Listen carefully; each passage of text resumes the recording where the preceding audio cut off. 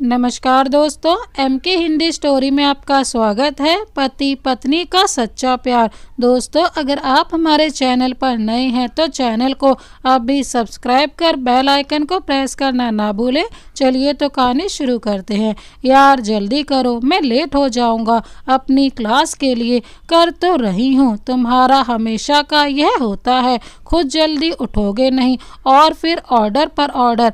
अच्छा, मैं ऑर्डर देता हूँ और तुम जो रात भर मुझे परेशान करती हो उसका क्या हद है तुमसे कृष्णा। कितने बेशर्म हो तुम। हंसते हुए कृष्णा, अब रिद्धि तुम मेरी बेशर्मी के गुणगान ना करो और जल्दी से मेरा टिफिन दो और फटाफट खुद ब्रेकफास्ट करो।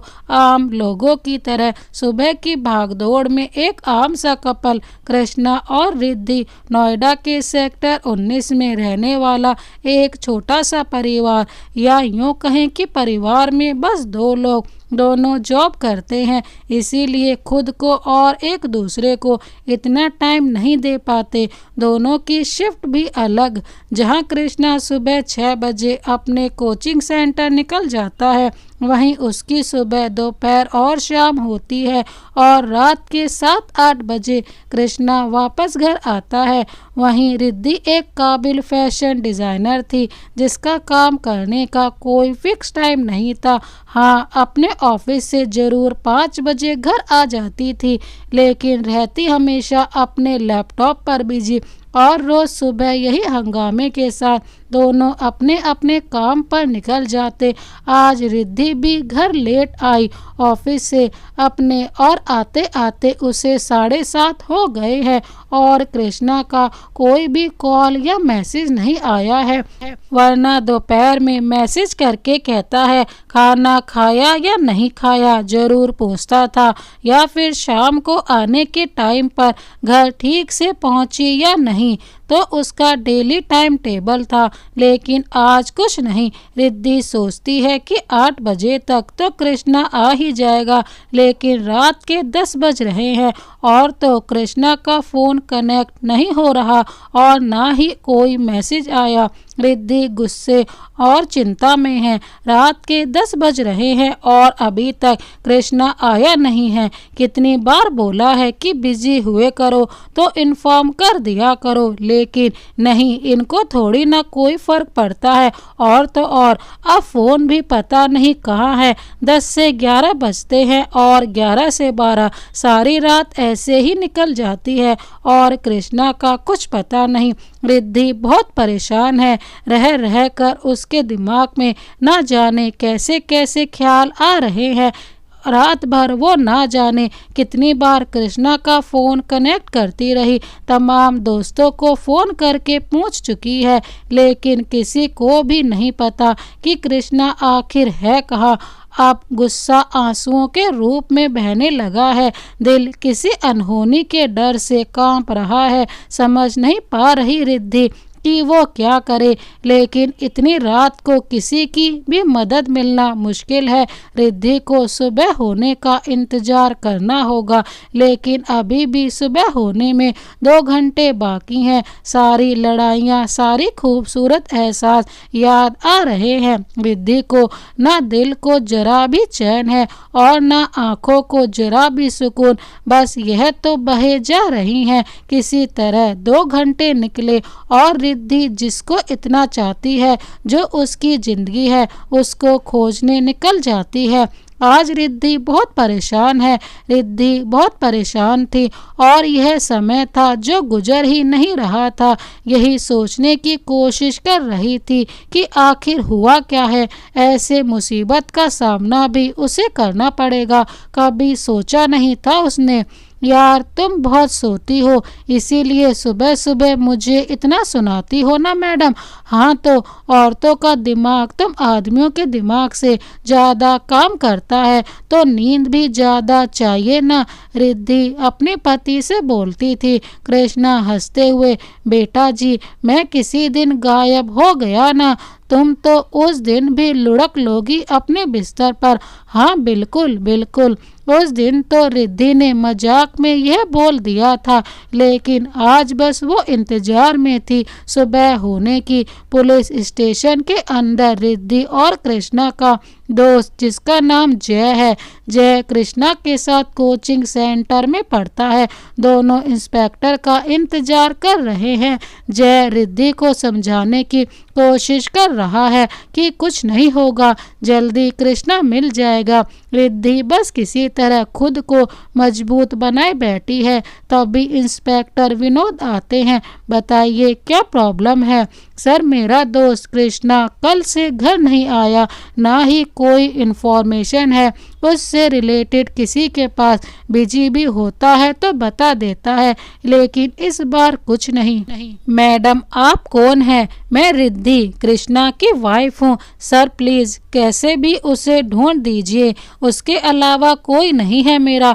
और अब तक जो बांध रोका हुआ था वो आंसू के रूप में फूट पड़ा। खुद को संभालिए मैडम। यह बताइए कब से गायब है आपके हस्बैंड? सर, सुबह हमेशा की तरह अपने कोचिंग सेंटर की तरफ निकला थे। रोज शाम को 8 बजे तक लौट आते थे कृष्णा, लेकिन कल कोई कॉल नहीं आया जैसा वो हमेशा करते थे, और ना ही वो वापस आए। सर, ऐसा कभी नहीं हुआ। तभी जय बोलता है, और सर कल वो सेंटर में भी बिल्कुल ठीक था, लेकिन एक फ़ोन कॉल आया, पर उसका शाम 5 बजे किसी की क्लास थी तो मैंने उसे बताया नहीं। पर क्लास के बाद उसने कॉल बैक की तो बड़ा परेशान होकर वहाँ से निकल गया। किस टाइम निकला था वहाँ से? यही कोई 6:30 के आसपास। मेरा टाइम होता है वो क्लास लेने का, इसीलिए मुझे अच्छे से ध्यान है। मुझे लगा घर ही गया होगा, इसीलिए मैंने कुछ पूछा नहीं। पर जब सुबह रिद्धि का कॉल आया तब मुझे पता चला कि रात भर वो घर नहीं था। किसी से कोई लड़ाई झगड़ा या फिर कोई आपसी रंजिश नहीं सर, बहुत शांत है मेरा कृष्णा, लड़ाई झगड़े से दूर ही रहता है, और हम दोनों ही हैं बस। मेरे माँ पिता बचपन में ही गुजर गए और कृष्णा अपने माँ पापा का इकलौता बेटा है। जी, हम पूरी कोशिश करेंगे कृष्णा को ढूंढने की, लेकिन हम अभी FIR नहीं लिख सकते। लॉ और रूल्स आप जानती हैं, हमें कोई भी खबर मिलती है तो हम आपको इन्फॉर्म करेंगे। अब आप जा सकते हैं। Thank you sir. रिद्धि और जय घर के लिए निकल जाते हैं। रिद्धि और जय घर के दरवाजे पर पहुंचे ही थे कि तभी उन्हें घर के अंदर कुछ हलचल सुनाई दी। जय ने चेक किया तो लॉक भी खुला था। पहली नज़र में जय को लगा कि कोई चोर है, लेकिन यह समझते देर नहीं लगी कि कोई लॉक खोल के अंदर गया है, और कोई नहीं। अंदर कृष्णा खोया खोया सोफा पर बैठा था। रिद्धि तो मानो खुशी से पागल हो गई अंदर कृष्णा को देखकर, और रोते रोते कृष्णा के गले लग गई। खुद को संभालने की कोशिश कर रही थी, लेकिन संभल नहीं पाई, और कृष्णा रिद्धि को बस इतना ही बोल पाया कि मैं ठीक हूँ, इतना ओवर रिएक्ट करने की कोई ज़रूरत नहीं है, रोना बंद करो और आराम करो। कुछ इतने रूखेपन से कृष्णा ने यह कहा कि आंसू थमने की बजाय और ज़्यादा बहने लगे। इतना रूखा कृष्णा ने कभी नहीं बोला, यहाँ तक कि आपसी बहस में भी इतना रूखेपन की उम्मीद रिद्धि को जरा भी नहीं थी। लेकिन इतना वो जरूर समझ रही थी वो कि कृष्णा बिल्कुल पहले जैसा नहीं है, बहुत परेशान और मायूस है।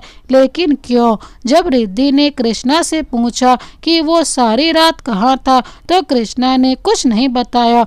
बार बार वो ही सवाल पूछने पर वो झल्ला कर पड़ा और बस इतना बोला कि तुम्हें मतलब क्या है मुझसे? मैं तुम्हारा कोई गुलाम नहीं हूँ जो हर बात तुम्हें बता के जाऊँ।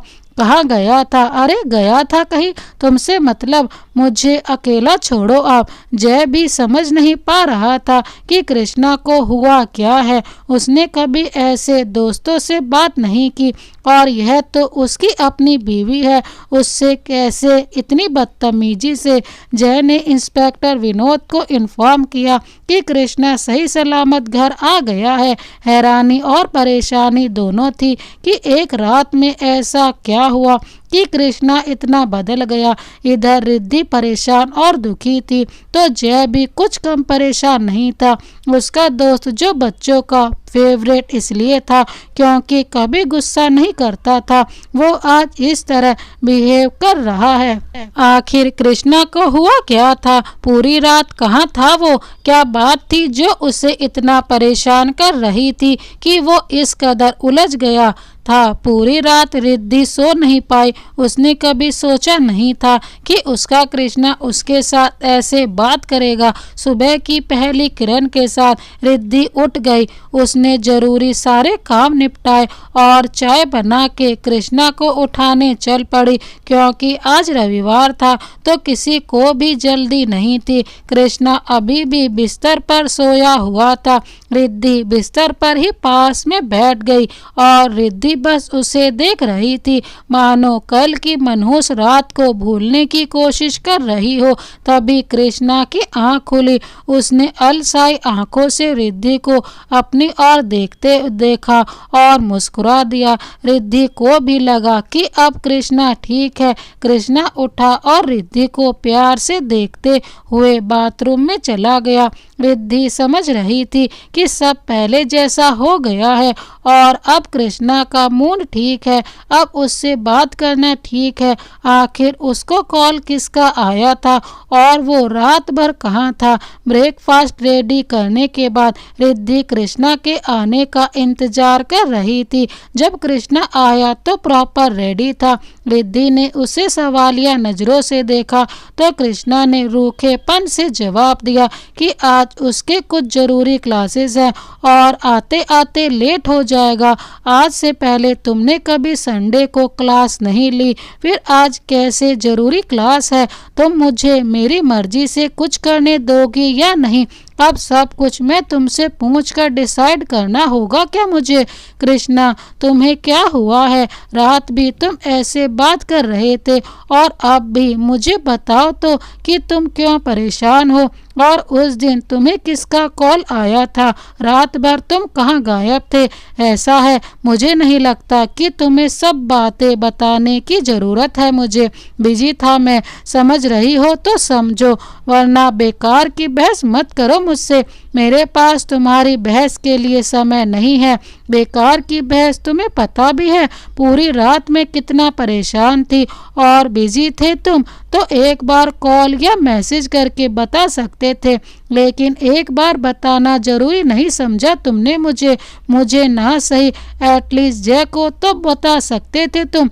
मेरी बात ध्यान से सुनो रिद्धि, मेरी जिंदगी में जैसा मर्जी जीना चाहता हूँ। बार बार यही सवाल कहाँ गया था या क्यों नहीं बताया? मुझे नहीं लगा कि जरूरी है तुम्हें बताना, तो नहीं बताया। अब इस बारे में मुझे और बात नहीं चाहिए और अगर करनी ही है तो मुझे बता दो, मैं सेंटर में ही सो जाऊंगा। रिद्धि तो जैसे टूट ही गई थी जब कृष्णा ने ऐसे उससे बात की। आंसू अपने आप आंखों से निकल रहे थे और जिस कृष्णा ने उसे हमेशा खुश रखा था, आज वो सामने खड़े होकर उसे देखते हुए भी उससे दूर खड़ा था और यह थोड़ी सी दूरी ने बहुत पुल बना दिया था दोनों के रिश्ते में। रिद्धि आज से पहले भी काफ़ी बार रोई थी, लेकिन तब कृष्णा होता था उसे संभालने के लिए, लेकिन आज वो ही कृष्णा इन आंसुओं की वजह था।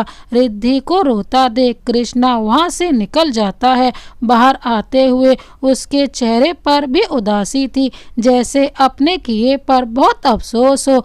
आंखों से गिरते आंसू समझा रहे थे कि वो अभी रिद्धि के साथ जो करके आया है उससे वो रिद्धि से ज़्यादा घायल हुआ है। 2 हफ्ते बिना एक दूसरे से बात किए गुजर जाते हैं।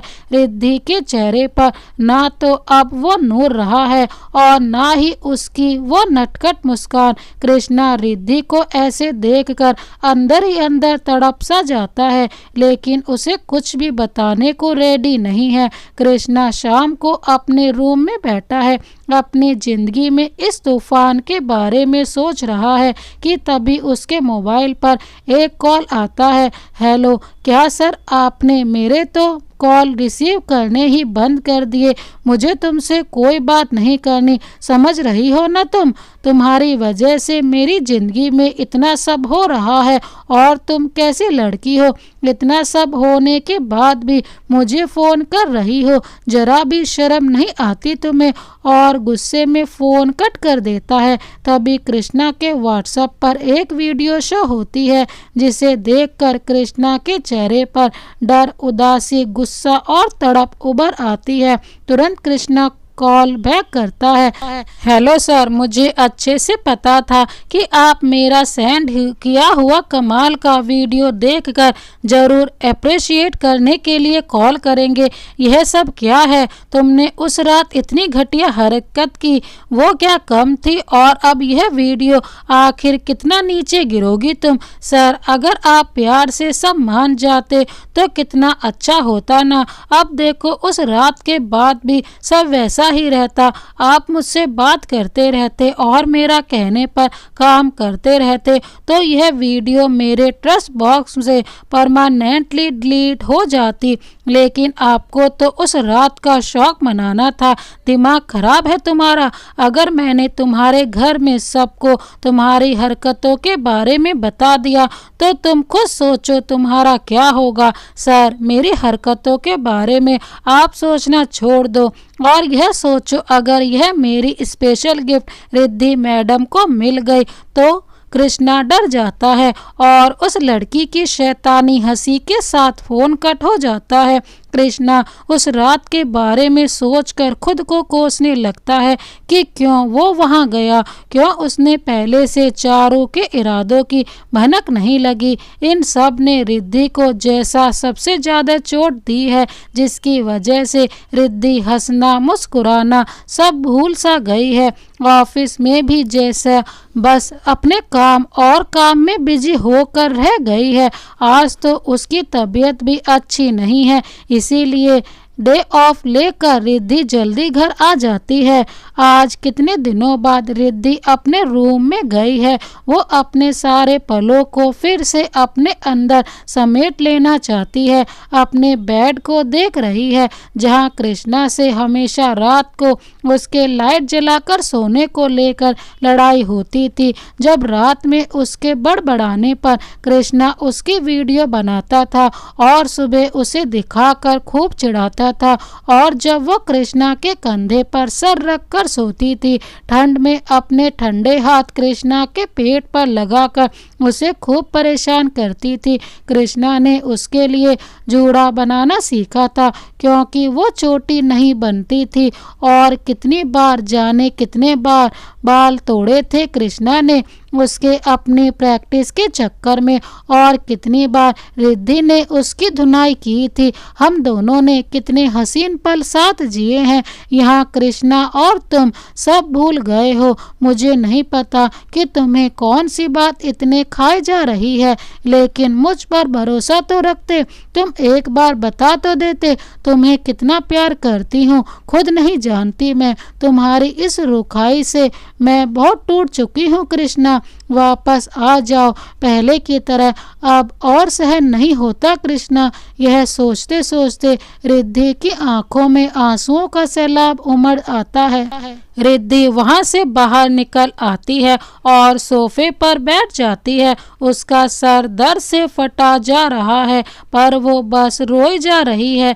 ऐसे ही रोते रोते कब उसे नींद आ गई उसे पता ही नहीं चला। शाम को 7 बजे उसकी आंख खुली और अपने सामने कृष्णा को बैठा पाया, जो एकटक बस उसे ही देख रहा था। कृष्णा भी जैसे रिद्धि को देखने में इतना मग्न था कि उसके जागने का उसे जरा भी पता नहीं चला। रिद्धि के सर में अब भी तेज दर्द है। वो वहां से उठ जाती है। तब कृष्णा का ध्यान रिद्धि के जागने पर जाता है। जैसे ही रिद्धि उठकर जाने लगती है, उसे चक्कर आता है और वो गिर पड़ती है, लेकिन नीचे गिरने से पहले ही कृष्णा उसे संभाल लेता है। कृष्णा फटाफट रिद्धि को उठाता है और हॉस्पिटल के लिए निकल जाता है। हॉस्पिटल में कृष्णा और जय दोनों हैं।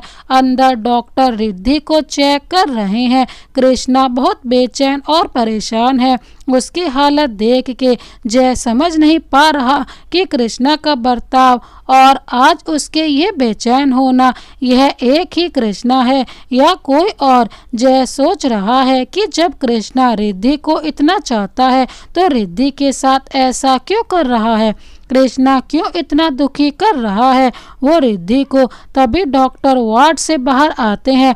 डॉक्टर, रिद्धि को क्या हुआ है? वो ऐसे अचानक बेहोश हो गई। कृष्णा, मुझे बताते हुए बहुत खुशी हो रही है कि रिद्धि प्रेग्नेंट है। डॉक्टर, आप सच बोल रहे हैं ना? मतलब मैं सच में? जय, तूने सुना ना, मैं पापा बनने वाला हूँ। यह कहते कहते कृष्णा की आंखों से आंसू झलक गए। लेकिन मिस्टर कृष्णा, वो डिप्रेशन का शिकार है, किसी बात को लेकर टेंशन में है वो बहुत, और अगर यह टेंशन खत्म नहीं हुई तो बहुत कॉम्प्लिकेशन का सामना करना पड़ सकता है। उनकी बॉडी भी ज़्यादा स्ट्रांग नहीं है। जो भी डिप्रेशन की वजह है, आप प्लीज़ उसे ख़त्म करने की कोशिश कीजिए। जी डॉक्टर, मैं पूरी कोशिश करूँगा। डॉक्टर, क्या मैं रिद्धि से मिल सकता हूँ? जी अभी नहीं, उनको इंजेक्शन दिया है नींद का, उनको रेस्ट की बहुत नीड है। आप सुबह उनको लेकर घर जा सकते हैं, कहकर डॉक्टर अपने कैबिन में चले जाते हैं। जय, तू क्या छुपा रहा है? तू जानता भी है रिद्धि कितना सफ़र कर रही है। तेरा इस बिहेवियर की वजह से संडे को भी तू घर पर नहीं होता और बोलता है तेरी क्लास है। रिद्धि से मुझे भी झूठ बोलना पड़ता है। पिछले कुछ दिनों में डेली मुझे कॉल करके पूछती है कि कृष्णा ठीक है ना। संडे को तो बोल कर निकल जाता है कि तेरी क्लास है, लेकिन मुझे अच्छे से पता है कि तू उस चारू से मिलने जाता है। आखिर चल क्या रहा है यहाँ? तू रिद्धि के लिए इतना परेशान था और तू उस रिद्धि को ही धोखा क्यों दे रहा है? कृष्णा, मैं उसे कोई धोखा नहीं दे रहा, मैं तो रिद्धि से ज़्यादा झेल रहा हूँ। खुद को रिद्धि को इस हालत में पहुँचाने वाला मैं हूँ, तू समझ रहा है ना? मेरे लिए मेरी बीवी मेरा सब कुछ है। उसने जैसे मेरे परिवार को संभाला है कोई नहीं कर सकता। जैसे वो बिना कुछ कहे सब समझ जाती है। मैं क्यों नहीं उसका दर्द समझ पाया यार? और आज इतनी बड़ी खुशी में भी मैं उससे नजरें नहीं मिला पाऊंगा। और कृष्णा रो देता है। जय, आखिर मुझे तो बता हुआ क्या है? ऐसी कौन सी बात है जिसकी वजह से तू इतना बेबस हो गया है? और क्यों तो उस चारू से मिलता है? कृष्णा जय की तरफ अपना मोबाइल बढ़ा देता है, जिसको देखकर जय के भी होश उड़ जाते हैं। वो धम से वार्ड के बाहर लगी बेंच पर बैठ जाता है, जहां कृष्णा पहले से ही बैठा होता है। जय, लेकिन यह सब हुआ कब और कैसे? तू इतना सब झेल रहा था, तूने एक बार भी मुझे नहीं बताया। इतना बोल के जय कृष्णा को गले लगा लेता है। सुबह रिद्धि की आंख खुलती हैं, वो देखती है कृष्णा उसके बराबर में उसका हाथ पकड़कर स्टूल पर बैठा है, आधा जगा सा और आधा सोया सा। तभी डॉक्टर आते हैं। डॉक्टर के आने पर कृष्णा की नींद खुलती है और वो खड़ा हो जाता है। डॉक्टर रिद्धि को चेक करते हैं और ध्यान रखने की सलाह देते हैं और कृष्णा को मेडिसिन टाइम पर देते रहने की सलाह देकर दूसरे पेशेंट को देखने चले जाते हैं। कृष्णा, डॉक्टर, क्या हम रिद्धि को घर ले जा सकते हैं?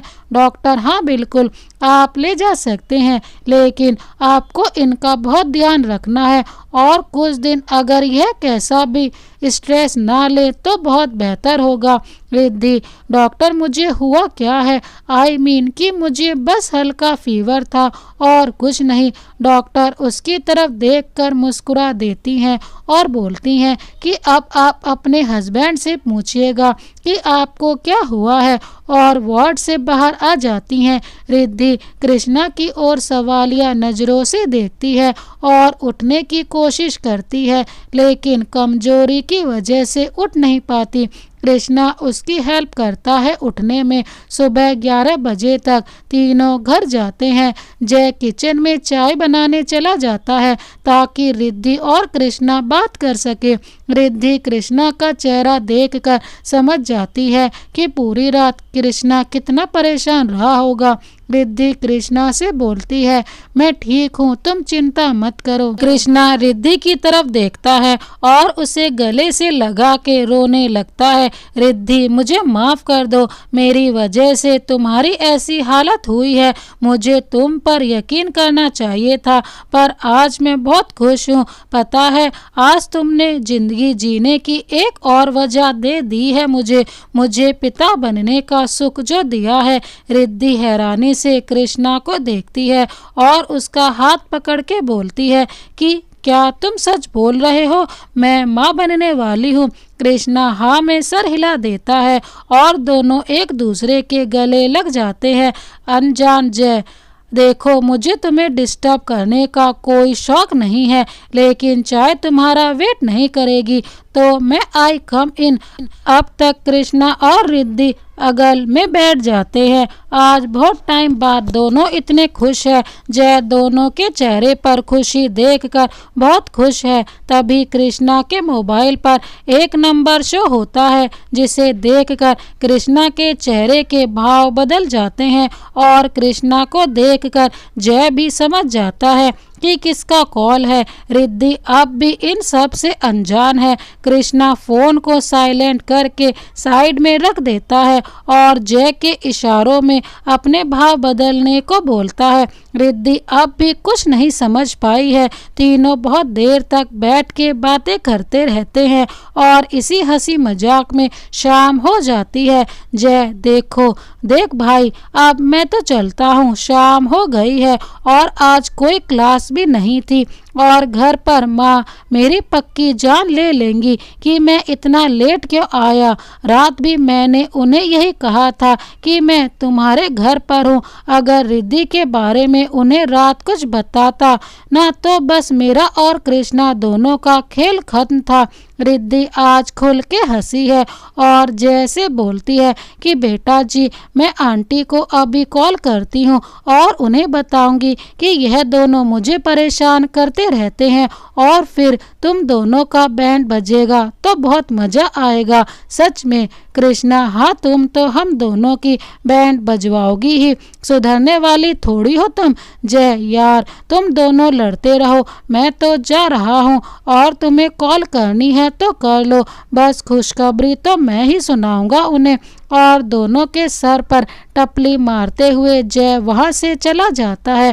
अब घर में कृष्णा और रिद्धि ही है। रिद्धि कृष्णा की तरफ अपने पेट की ओर इशारा करते हुए कहती है कि भूख लगी है। कृष्णा भी इशारों में ही उसे थोड़ी देर रुकने को बोलता है। कृष्णा किचन में से ही रिद्धि को आवाज लगाता है कि क्या बनाओ, पर जैसे ही पलटता है रिद्धि उसके सामने खड़े खड़े ही मुस्कुरा रही है।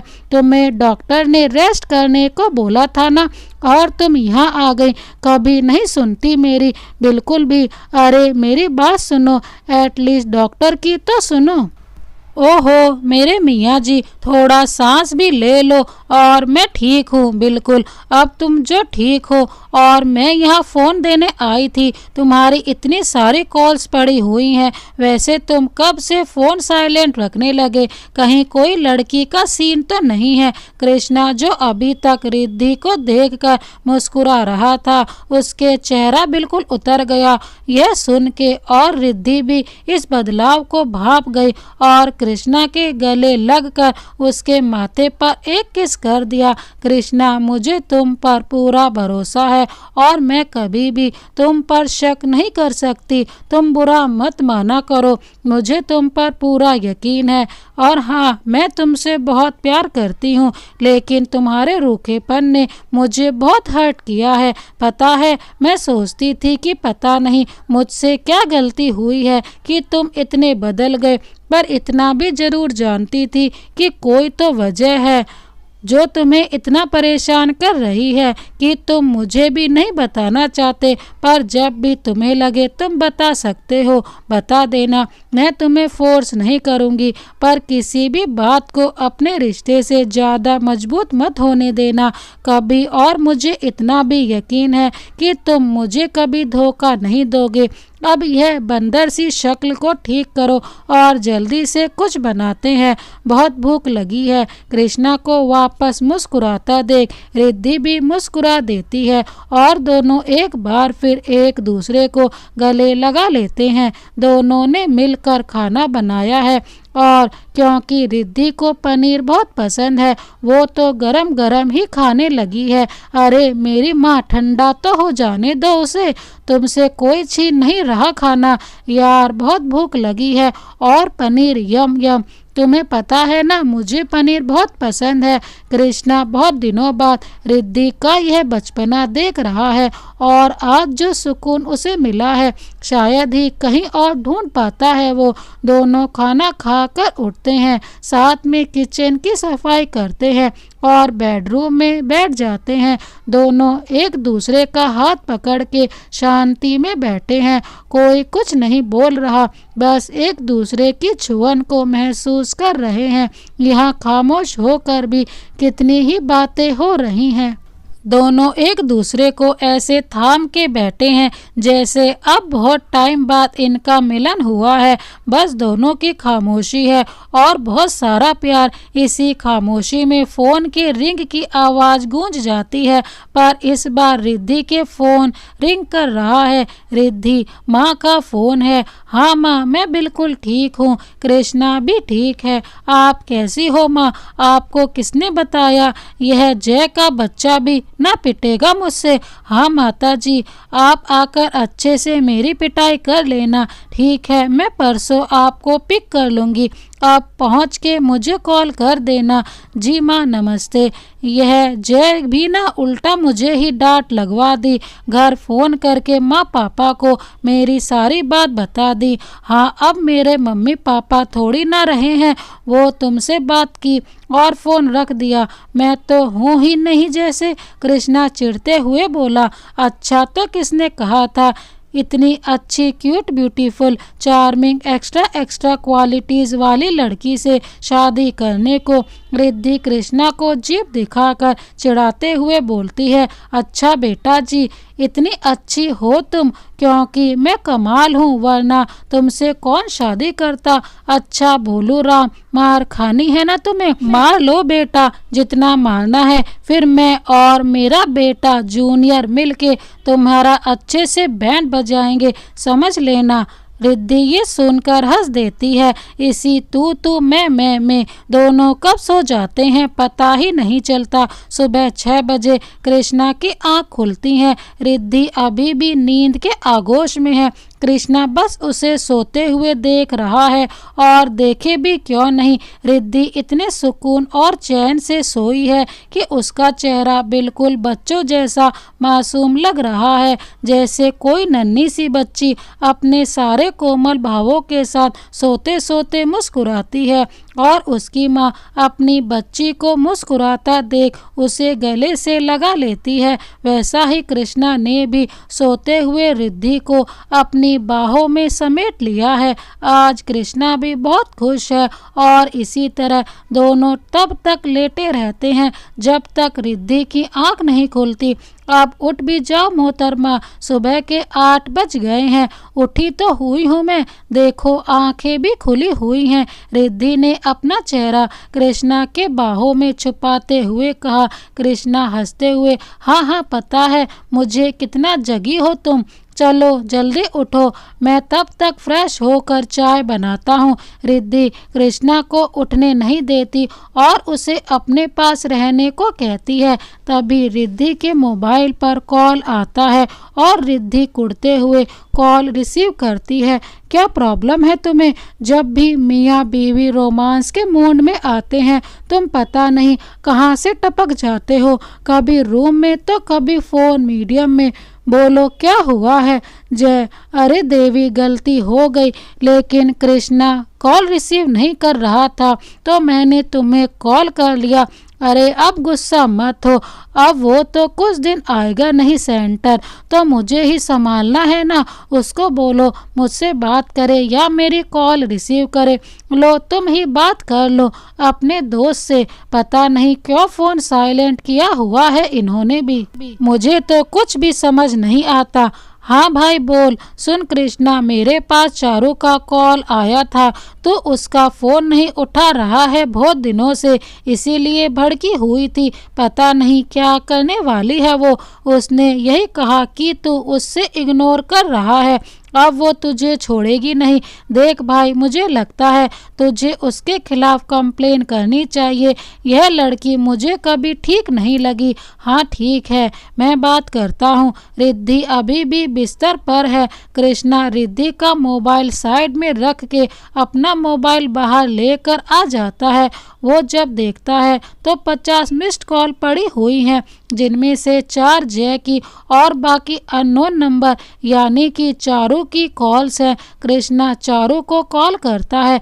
तूने अपने आप को समझ क्या रखा है? सर सर बोलती हूँ तो तू तो सर पर ही चढ़ गया है। अब तू इग्नोर करेगा मुझे? तुझे पता है ना मैं क्या कर सकती हूँ? यह जो तू अपनी बीवी के साथ खुशी खुशी बोल रहा है ना, उससे 1 मिनट में एंड कर सकती हूँ मैं। चुपचाप मुझे आज मिल, अभी 1 घंटे में, नहीं तो सर आप खुद समझदार हैं। इतना बोल के चारू फ़ोन कट कर देती है। आज चारू बहुत भड़की हुई है।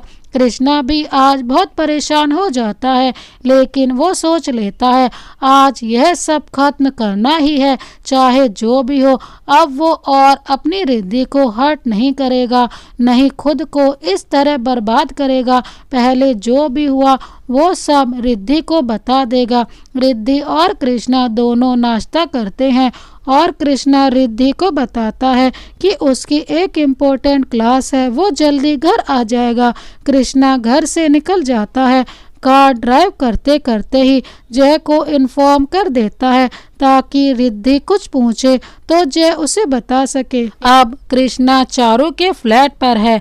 अंदर जाने की कृष्णा की हिम्मत नहीं हो रही, लेकिन वो रिद्धि को याद करता है और दरवाजे को नॉक करता है। तभी चारू दरवाजा खोलती है। चारू 20-21 साल की एक बड़े बाप की बिगड़ी शहजादी है। दिखने में जितनी हसीन उतनी ही बिगड़ी हुई, और उसके लिए किसी की भी फीलिंग्स मैटर नहीं करती। उसे बस अपनी अय्याशी चाहिए। जिसको भी वो पसंद करे वो उसके साथ होना चाहिए, फिर वो कोई वस्तु हो या कोई इंसान। बोलो क्या काम है? क्यों बुलाया है मुझे तुमने? सर? क्या सर? सब लड़के मरते हैं मुझ पर कि कैसे भी मेरा साथ कुछ वक्त गुजर सके, और आप पूछ रहे हो कि क्या काम है? थोड़ा आराम तो कीजिए, थोड़ी बातें हो जाएं, फिर काम पर आते हैं। मैं यहाँ तुम्हारी बकवास सुनने नहीं आया हूँ, समझी तुम? ओह यह बात है, तो जरा याद कर लीजिए वो रात। कृष्णा जैसे अतीत में खो जाता है। लेक्चर खत्म करके जैसे ही वो बाहर निकला, उसे किसी अननोन नंबर से कॉल आया था। जब उसने कॉल बैक किया तो चारू की डरी हुई आवाज़ सुनाई दी थी। सर, मैं चारू बोल रही हूँ। सर आप प्लीज़ जल्दी घर आ जाइए, मैं बहुत प्रॉब्लम में हूँ। क्योंकि चारू को कृष्णा ने पढ़ाया था और चारू के पापा कृष्णा को बहुत अच्छे से जानते थे। क्योंकि चारू के पापा एक अच्छे आदमी थे तो कृष्णा भी उनकी बहुत इज्जत करता था और दोनों में बाप बेटा जैसा लगाव था। इसीलिए कृष्णा बिना कुछ सोचे समझे जल्दी से चारू के घर पहुंच गया। जैसा है घर के दरवाजे पर कृष्णा ने नॉक किया। दरवाज़ा खुला हुआ था और चारू डरी सहमी सी एक कोने में खड़ी थी। जैसे ही कृष्णा ने आवाज़ दी, चारू भागकर कृष्णा के गले लग गई। ऐसा अचानक से चारू का गले लगना कृष्णा को कुछ अजीब लगा, पर उसे लगा कि डर की वजह से ऐसा किया है चारू ने। लेकिन अभी आगे भी बहुत कुछ होना था। चारू शांत हो जाओ, बताओ मुझे क्या हुआ है और अंकल कहाँ हैं? सर उधर मेरा रूम में कोई है। चारू डरते डरते बता रही है। अभी भी वो कृष्णा के गले लगी हुई है। कृष्णा उसे अपने से दूर करता है और रूम को अच्छे से चेक करता है तो वहाँ कोई भी नहीं मिलता। कृष्णा चारू को समझाता है कि वो डरे नहीं, अंदर कोई नहीं है, उसे ऐसा लगा होगा। कृष्णा फिर चारू से पूछता है कि चारू अंकल कहाँ है। इस बार चारू जवाब देती है, सर पापा कुछ एक मंथ के लिए लंदन गए हुए हैं और क्योंकि मम्मा की भी पार्टनरशिप है तो वो भी उन्हीं के साथ गई हैं। तो कोई तो तुम्हारे साथ होगा, अंकल तो बहुत समझदार हैं, ऐसे अकेले नहीं छोड़ेंगे तुम्हें। वो मेरी मेड और दादी हैं साथ में, लेकिन दादी मेडिसिन लेकर सो रही हैं, उन्हें रात में नींद नहीं आती इसीलिए। और मेड के घर में उनकी बेटी की तबीयत बहुत ज़्यादा खराब है तो वो वहाँ गई हैं। मैं बहुत डर गई थी, उस रूम में कोई घुसा हुआ था, मुझे सच में बहुत डर लग रहा था। चारू देखो, डरो मत, वहाँ कोई नहीं है और अपना ध्यान रखो। अगर अभी डर लगे तो नीचे वॉचमैन को कॉल करना, मैं उसे बोल दूंगा कि ध्यान रखे। चलो मैं चलता हूँ अब। रुकिए सर, मैंने पहली बार खीर बनाई थी, प्लीज़ आप खा कर जाइए। हालांकि कृष्णा जरा भी रुकना नहीं चाहता था, पता नहीं क्यों उसे यह सब बहुत अजीब लग रहा था, लेकिन चारू को वो अपनी स्टूडेंट ही समझता था और क्योंकि चारू पढ़ने में भी अच्छी थी तो कृष्णा को कोई शक नहीं हुआ। ठीक है, तुम जल्दी से खीर ले आओ, मुझे घर भी जाना है और टाइम भी बहुत ज़्यादा हो गया है, मेरी बीवी परेशान हो रही होगी। जी सर, मैं अभी लाती हूँ। इतना कहकर चारू अंदर चली जाती है और थोड़ी देर में बाउल में खीर लेकर आती है। कृष्णा जल्दी से खीर खाता है और खीर अच्छी बनी होती है। चारू, खीर बहुत अच्छी बनी है, पहली बार में इतनी अच्छी खीर बना ली तुमने। चलो मैं अब चलता हूँ। लेकिन जैसे ही कृष्णा खड़ा होता है वैसे ही उसे चक्कर आ जाता है और वो वहीं धम से गिर गया। सुबह 6 बजे कृष्णा की आंख खुली, उसका सर बहुत भारी हो रहा था।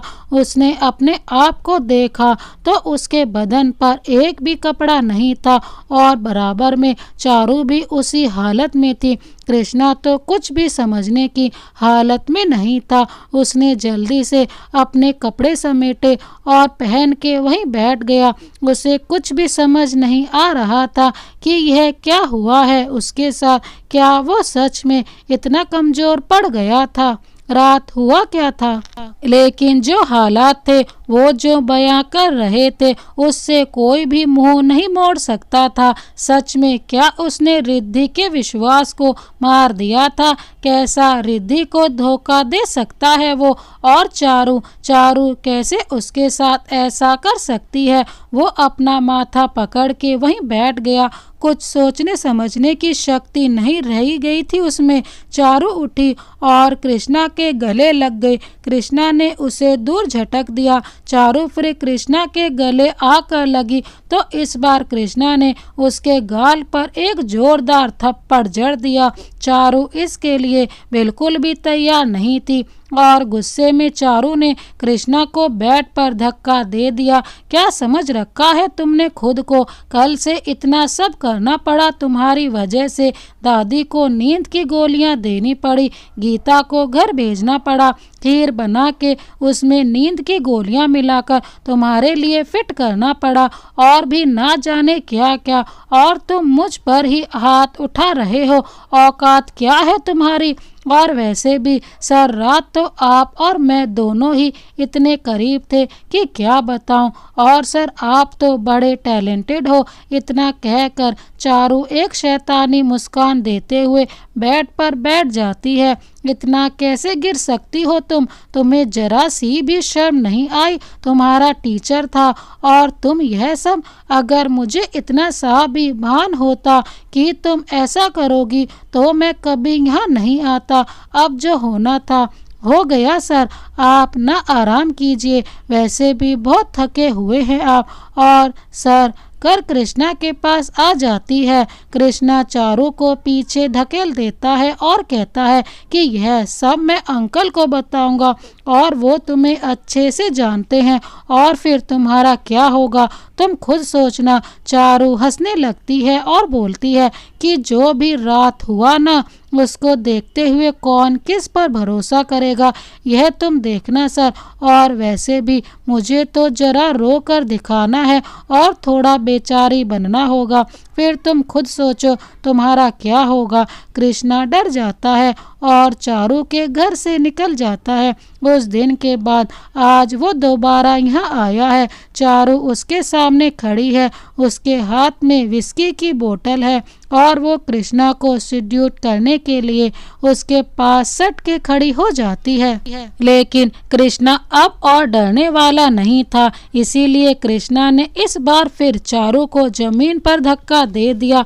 मैंने सोचा था कि तुम्हें समझा दूंगा कि जो भी तुम कर रही हो वो गलत है। मुझे लगा था यह तुम ना समझी में कर रही हो, लेकिन तुम तो हो ही घटिया। इतना बोलकर कृष्णा वहां से जाने लगता है। चारू गुस्से से खड़ी होती है और कृष्णा से कहती है, ओह तो यह बात है, तो मैं भी यही हूँ और देखती हूँ तुम कैसे अपनी उस रिद्धि के साथ रह पाओगे। कोई भी बीवी नहीं चाहेगी कि उसका पति किसी और के साथ हम बिस्तर हो। मैंने उसे वीडियो सेंड कर दी है, अब तुम खुद को कैसे सही साबित करोगे यह तुम जानो। कृष्णा बहुत तेजी से लिफ्ट की ओर भागता है। बार बार उसके दिमाग में रिद्धि को खोने का डर, उससे दूर होने का डर, यही सब चल रहा है। कहीं रिद्धि ने वो वीडियो देख लिया तो वो कैसे उसे समझ पाएगा, कैसे खुद को सही साबित करेगा। उसकी जान रिद्धि में अटकी हुई है, वो उसे समझ नहीं आता। वो रिद्धि को सब कुछ से कैसे समझा पाएगा। जैसा कि कृष्णा घर पहुंचता है, रिद्धि किचन में खाना बना रही है। कृष्णा उसे आवाज लगाता है और रिद्धि उसकी ओर देखकर मुस्कुरा देती है। कृष्णा समझ जाता है कि अभी रिद्धि ने वीडियो नहीं देखा है। कृष्णा रिद्धि से उसका फोन मांगता है, यार अपना फ़ोन देना जरा, मेरा फ़ोन हैंग हो गया है, मुझे एक कॉल करनी थी। रिद्धि बेडरूम की ओर इशारा कर देती है। कृष्णा जल्दी से रिद्धि के मोबाइल से वीडियो डिलीट कर देता है और वापस बाहर आकर बैठ जाता है। रिद्धि खाना लेकर टेबल पर रख देती है और कृष्णा के सर पर प्यार से हाथ फेरती है और उससे कहती है, मुझे तुम पर बिलीव है, लेकिन शायद तुम्हें नहीं। वीडियो देखकर मैं तुम पर शक नहीं कर सकती और तुम्हें उसे डिलीट करने की भी कोई जरूरत नहीं थी। कृष्णा हैरानी से रिद्धि की तरफ देखता है और रोते हुए रिद्धि के गले लग जाता है। पहली बार रिद्धि कृष्णा को इतना रोते हुए देख रही थी। रिद्धि कृष्णा को चुप कराती है और खाना खिलाकर उसके पास बैठ जाती है। क्या अब तुम बताओगे अब क्या बात है? प्लीज़ इतना तो मैं समझ गई हूँ कि यह लड़की तुम्हारे इस स्ट्रेस की वजह है, लेकिन तुम जब तक मुझे पूरी बात बताओगे नहीं, मैं कैसे तुम्हारी हेल्प करूँगी? रिद्धि उसे समझाती है। कृष्णा रिद्धि को तब से अब तक की सारी बातें बता देता है। कृष्णा रिद्धि को बताता है कि कैसे उसकी बेहोशी का फ़ायदा उठाकर चारू ने उसकी और अपनी वीडियो बनाई और कैसे उस वीडियो के बेस पर चारू उसे ब्लैकमेल कर रही है। मुझे कुछ भी याद नहीं रिद्धि, मैंने क्या किया? मैं खीर खा के बेहोश हो गया था और फिर सुबह ही उठा मैं। मुझे कुछ भी याद नहीं कि रात को क्या हुआ, लेकिन मैं इतना जानता हूँ कि मैं बस तुमसे प्यार करता हूँ। वो मुझे धमकी दे रही है कि वो इन सब में मुझे फंसा देगी। मुझे किसी चीज़ से फ़र्क नहीं पड़ता अगर तुम मेरे साथ हो। इतना कहते ही कृष्णा की आंखों से आंसू की धारा निकल पड़ती है। रिद्धि कृष्णा को हिम्मत देती है कि इन सब से जल्दी ही निकल जाएंगे हम। रिद्धि चारू के पिता मिस्टर मनीष को कॉल करती है और उनसे उनके वापस आने का दिन पूछती है। मनीष 3 दिन बाद आने का कहते हैं तो रिद्धि उनसे रिक्वेस्ट करती है कि वो सीधे कृष्णा से मिलने उनके घर घर आए और यह बात बस हमारे बीच ही रहनी चाहिए। रिद्धि की बात सुनकर मनीष जी चौंकते हैं। इसी बीच चारू अपनी सनक को कंट्रोल नहीं कर पाती और सीधे कृष्णा के घर पहुंच जाती है। वहां जाकर चारू रिद्धि को बता देती है जैसा कृष्णा ने उसके साथ गलत किया और वो बेचारी कुछ नहीं कर पाई। पूरा ड्रामा करके वो रिद्धि को यह विश्वास दिलाना चाहती थी कि कृष्णा गलत है। इन सब बातों को सुनकर जब रिद्धि पूछती है कि क्या वीडियो भी कृष्णा ने बनाया था जबकि उस वीडियो में वो बेहोश है, तो चारू कुछ बोलने की हालत में नहीं रहती और घबरा जाती है। रिद्धि फिर उस पर एक सवाल दाग देती है, कृष्णा ने तुम्हारे साथ गलत किया तो तुमने उसके खिलाफ कोई एक्शन क्यों नहीं लिया और मुझे आज से पहले क्यों कुछ नहीं बताया? वो मैं नहीं चाहती थी कि आपकी लाइफ खराब हो। अच्छा तो फिर आज क्यों बताना सही लगा तुम्हें? कहीं इसलिए तो नहीं कि कृष्णा ने तुम्हें ठुकरा दिया या इसलिए कि हम दोनों अभी भी साथ हैं? चारू गुस्से से रिद्धि की ओर देखती है और रिद्धि का गला पकड़ लेती है और उससे कहती है कि कृष्णा मेरा है, सिर्फ मेरा। मुझे बिल्कुल पसंद नहीं मेरी चीज़ को कोई और हाथ लगाए और सिर्फ तुम्हारी वजह से वो मुझे ठुकरा रहा है। उस रात भी बेहोशी में भी बस तुम्हारा नाम लेता रहा वो। हमारे बीच कुछ नहीं हुआ, लेकिन जो नहीं हुआ वो अब होगा तुम्हारे यहाँ से जाने के बाद। और वो रिद्धि के गले पर अपनी पकड़ को मजबूत कर देती है। रिद्धि उसकी पकड़ से अपना गला छुड़ा नहीं पाती। रिद्धि का दम घुट रहा था, लेकिन चारू अपने गुस्से में इतनी पागल है कि उसे बस रिद्धि को खत्म करना दिखाई दे रहा है।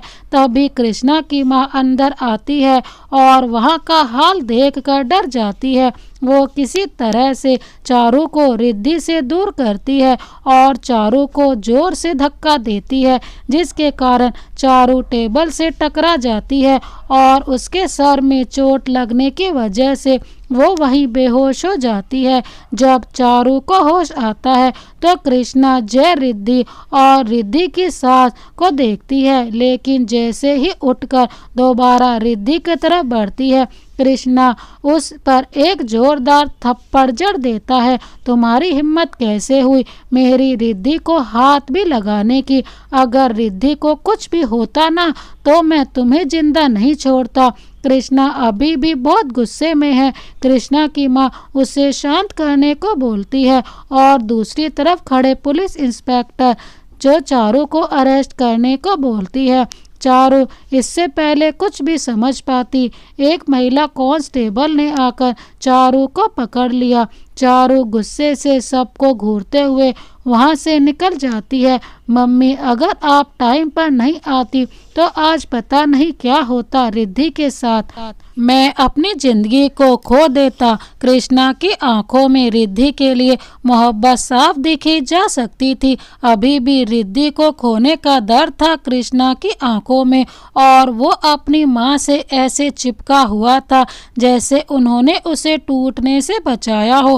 बेटा मैं खुद डर गई थी। रिद्धि जानती थी कि मैं आज आने वाली हूँ और वो मुझे पिक करने आने वाली थी, लेकिन मैंने कितने कॉल किए, जब कोई रिस्पांस नहीं मिला तो मैं ऑटो पकड़ के यहाँ आ गई। नहीं तो आज मैं अपनी बेटी और तुझे दोनों को खो देती। चारू के पिता को चारू की गिरफ्तारी के बारे में कुछ नहीं पता था, ना ही उनका कॉल लग रहा था। बस अब उनके आने का इंतजार ही किया जा सकता था। मिस्टर मनीष और उनकी बीवी दोनों सीधे कृष्णा के घर आते हैं, जहां कृष्णा उन्हें सभी बातें साफ साफ बता देता है और यह भी कि चारू रिद्धि पर जानलेवा हमला करने के जुर्म में जेल में है। पहले तो मनीष और उनकी बीवी को अपनी बेटी की ऐसी करतूत पर विश्वास नहीं होता, लेकिन उन्हें अपनी बेटी का नेचर सबसे ज़्यादा पता था। मनीष जी कृष्णा से माफ़ी मांगते हैं इन सब के लिए और रिक्वेस्ट करते हैं कि वो अपनी कंप्लेन वापस ले ले।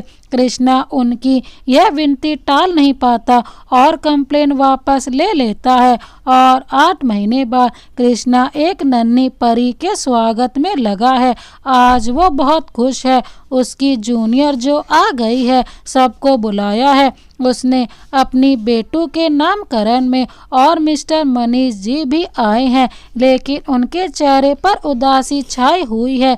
जब कृष्णा उनके पैर छूता है तो वो उसे गले लगा लेते हैं। रिद्धि भी हाथ जोड़ के उन्हें नमस्ते करती है। अंकल कैसे हैं आप, और आंटी क्यों नहीं आई? बेटा वो चारू के साथ हैं, घर पर उसे अकेला नहीं छोड़ सकते ना। अंकल चारू ठीक है अब। बेटा तुम्हारी कंप्लेन वापस लेने के बाद हम उसे घर तो ले आए, लेकिन वो अपना मानसिक संतुलन खो चुकी थी। उसके गुस्से और उसके घमंड ने उसे खत्म कर दिया। अब बस वो एकटक निहारती रहती है। डॉक्टर का कहना है उसके सोचने समझने की शक्ति ब्लॉक हो चुकी है। काश हम उसे पैसे के साथ उसे अपना समय भी दे पाते तो आज हमारी बेटी की यह हालत नहीं होती। बेटा वो बुरी नहीं थी, बस उससे अपने गुस्से पर काबू नहीं था। उसकी सनक ने तुम दोनों को भी बहुत परेशान किया है। रिद्धि अंकल चारू जल्दी ठीक हो जाएगी, आप चिंता मत कीजिए। आए अपनी छोटी बेटी को आशीर्वाद। दोस्तों इस कहानी को अंत तक देखने के लिए आपका बहुत बहुत धन्यवाद। ये कहानी आपको कैसी लगी हमें कमेंट बॉक्स में ज़रूर बताएं। इसी तरह की अन्य कहानियाँ देखने के लिए हमारे चैनल को अभी सब्सक्राइब कर बेल आइकन को प्रेस करना ना भूलें। Thank you so much. Vande Mataram.